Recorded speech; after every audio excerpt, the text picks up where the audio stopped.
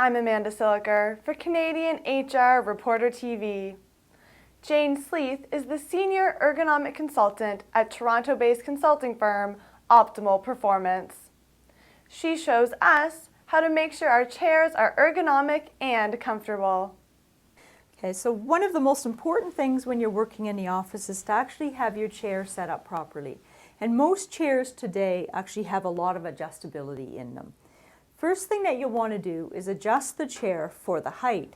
And you do that by sitting in it to lower it and stand away from the chair in order to raise it.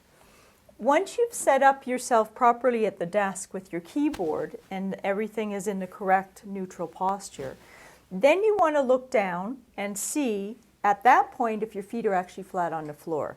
If they're not, then what you can do is simply introduce a footrest.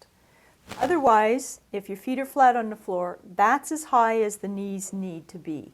You don't want the knees to be raised on a footrest higher than the hips because that can increase the load at the spine. So height is the first thing that you'll take care of with the chair. The other thing you want to ensure happens is that the backrest is supportive of your spine when you're typing, reading, and writing.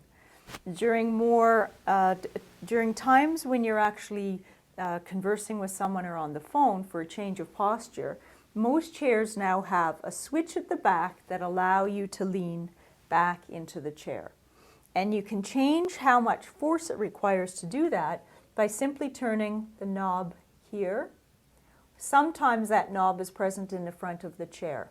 So look for any of these knobs on your chair and make sure that you change it so it's actually easy to lean back into the seat. Once you're working again, you'll flip that switch. Make sure that you've got good supported posture into the back of the chair and then continue to work. The other thing that can be changed on all chairs is the height of the armrests.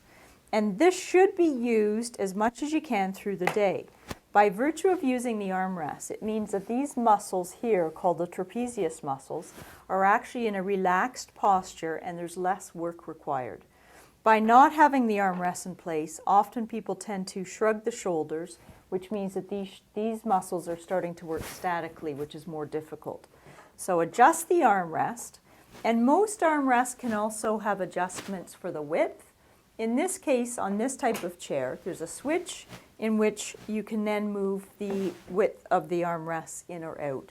So it should be set so that when you place the arms in a neutral hanging posture at the side of your body, that the armrest will then meet the forearm. And the last adjustment most chairs also have is a rocking motion, in this case on the right-hand side of the chair, and you can flip that switch, loosen the chair off, and then you can actually have more of a rocking motion. This creates what's called dynamic movement when you're sitting. So rather than sitting statically all day, this allows nourishment, blood flow, etc. to the muscles, and it allows for a change of posture throughout the day. So make sure you get to know all of the different adjustments in your chair. Actually try the different adjustments, and you should be making these adjustments through the day. This isn't just find the one adjustment and stay like that forever. It should be that you would just, I'm going to make a phone call, I'm going to be on the phone for a while, I'm having a meeting with someone, I'm going to just quickly flip these switches and then change my posture. Generally speaking, through the day, you also want to make sure you reach your behind into the back of the chair so you're well supported. What we find is most females tend to perch on the front of their chairs to work. Again, a static load is created at the spine. You want the spine to always be supported into the back of the chair. Let the chair do the work for you.